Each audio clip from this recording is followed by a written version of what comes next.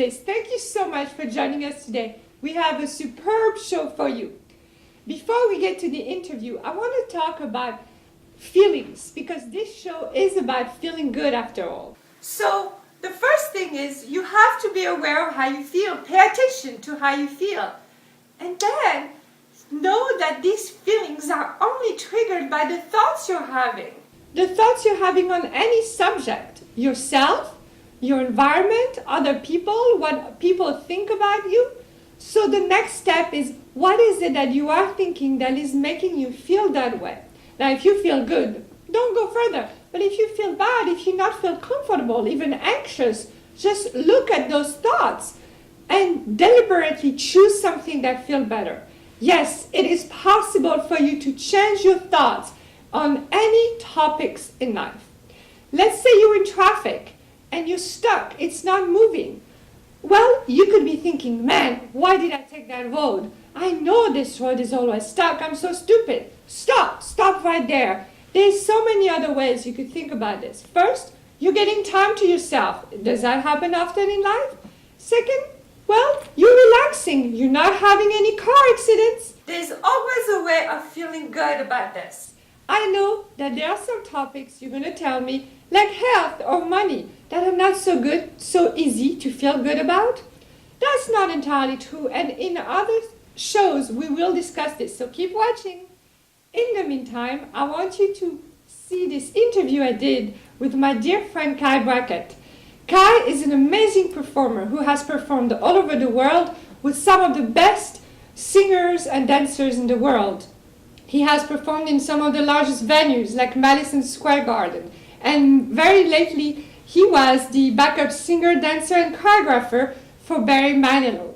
Here for you is Kye Brackett. So Kye, tell me briefly, I know you and I have known each other for a while, but our viewers don't know you yet. So tell us who you are and how you define yourself in this world.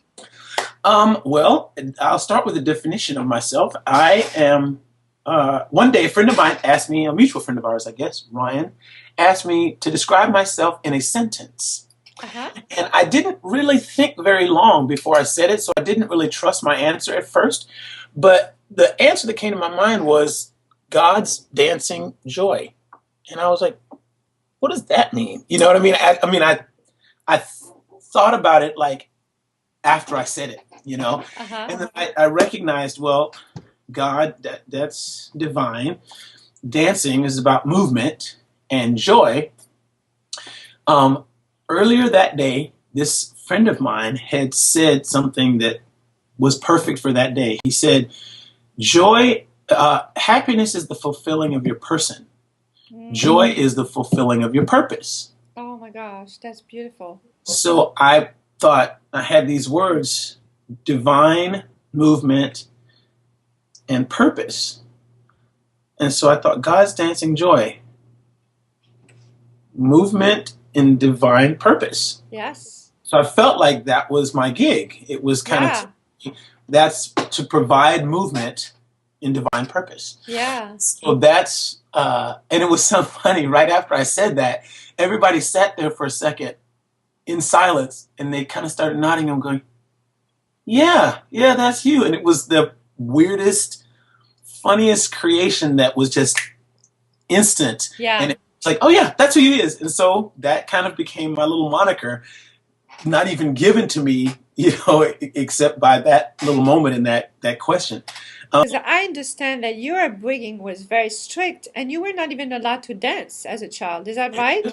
No, it was, which is funny because my church did like the holy dance. They, you know, do their thing. Right. But anything secular was not allowed. You Wow. know, couldn't do movies. We couldn't do, women couldn't wear pants or lipstick. We couldn't do any of those things. And so it was really interesting for me to have this desire to want to dance and all of that and not be able to. So I fortunately spent a lot of time at home alone and watch television, and I would mimic things on TV that I saw. And then, you know, and nobody would see me dancing, you know. Right. You know, so I was doing it anyway. So you were living it. You started focusing on the joy you were getting from dancing. Is that right? That was a big part of the only joy that I was getting. You know, I Wow. was kind of a fat kid. I was popular, but I wasn't well liked.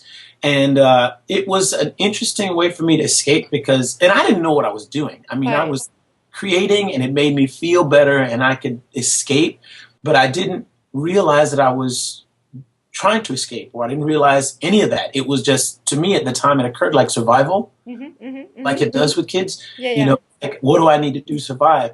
And imagine my surprise when, life turned around and I actually found a way to make this passion my profession. Right. You have accomplished some pretty amazing things in your life. And I always wondered, right before it came to be true, did you feel really connected to yourself? Did you feel really happy? Or did you feel like the was hitting the fan? Um, I now I think, as I think back on it, it was the moment after the poop hit the fan, the happiness that I found the moment after the poop hit the fan, Yeah. and was the moment after that was when something amazing happened. Yeah. Like, The relief. yeah, Yeah. it was like when the sun finally shone, then I was able to see something that you can make work, of course, but I feel like the movement in divine purpose is really allowing yourself to be affected logically by your feelings, Yes. which is interesting, to be affected logically. But I mean, the logic is I want to create this so that I feel this. Mm-hmm. And when I feel this, my heart informs my mind, Yes. as opposed to letting my mind convince my heart. Yes. Yes. I really appreciate that. Go on. That's why I'm doing the Sophie's Bliss, because I believe that if you focus on feeling good, then everything else will line up with it. It may not look like what you think it would look like, but it will be what you actually are seeking. And So, even if it doesn't, you still end up with feeling good. which, yeah, how much better does it get, right? Right. At the worst, Yeah, because, yeah. I think about, people can say, well, watching TV makes me feel good, blah, blah, blah. And I think, yeah, that's true up to a point. Because there's a certain point at which being passive to the experience of life, there's a certain point at which that stops feeling good and you recognize you want to do something.